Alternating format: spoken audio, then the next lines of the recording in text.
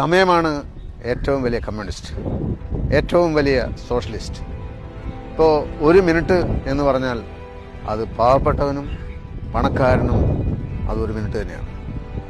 ഒരു രോഗിക്കും ഒരു ഡോക്ടർക്കും അതൊരു മിനിറ്റ് തന്നെയാണ്.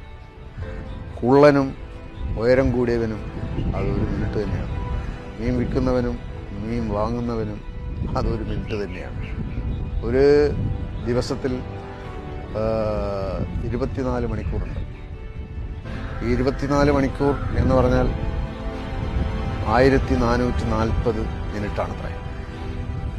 അപ്പോൾ ഈ സമയത്തിൻ്റെ പ്രത്യേകത എന്താണെന്ന് വെച്ചാൽ, ഞാൻ നേരത്തെ പറഞ്ഞതുപോലെ അത് എല്ലാവർക്കും ഈക്വലായിട്ടാണ് വീതിച്ചിരിക്കുന്നത്.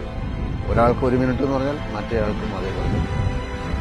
അപ്പോൾ നമ്മളിപ്പോൾ 1440 മിനിറ്റ് ഒരു ദിവസം സ്പെൻഡ് ചെയ്ത് കഴിഞ്ഞതിന് ശേഷം നമ്മൾ പറയാണ്, സോറി, എനിക്ക് ചില കാര്യങ്ങളും കൂടി ചെയ്തു തീർക്കാനുണ്ട്, അതുകൊണ്ട് കുറച്ച് സമയം കൂടി അനുവദിച്ചു തരണം എന്ന് പറഞ്ഞാൽ ഒരിക്കലും നമുക്ക് 1 മിനിറ്റ് പോലും നമുക്ക് അനുവദിച്ച് കിട്ടുന്നില്ല. കാരണം സമയമില്ല, സമയം തീർന്നു കഴിഞ്ഞിരിക്കുന്നു. നമ്മൾ കോടിക്കണക്കിന് രൂപ കൊടുക്കാമെന്ന് പറഞ്ഞാലും 1 സെക്കൻഡ് പോലും നമുക്ക് തിരിച്ചു കിട്ടുന്നില്ല.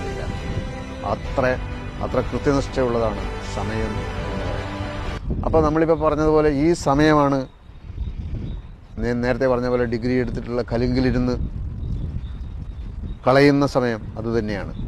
അതേ സമയം തന്നെയാണ് ബിൽ ഗേറ്റ്സ് എന്ന് പറയുന്ന ആൾ വളരെ സജീവമായി ഉപയോഗപ്പെടുത്തി ജീവിതത്തിൽ വിജയിക്കാൻ ഉപയോഗിക്കുന്നത്.